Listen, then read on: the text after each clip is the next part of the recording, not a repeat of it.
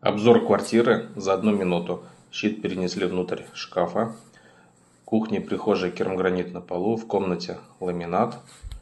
Санузел совмещенный. На стенах и на полу керамогранит 60 на 60. Нептун, система от протечек, встроенный карниз, 1 люстра.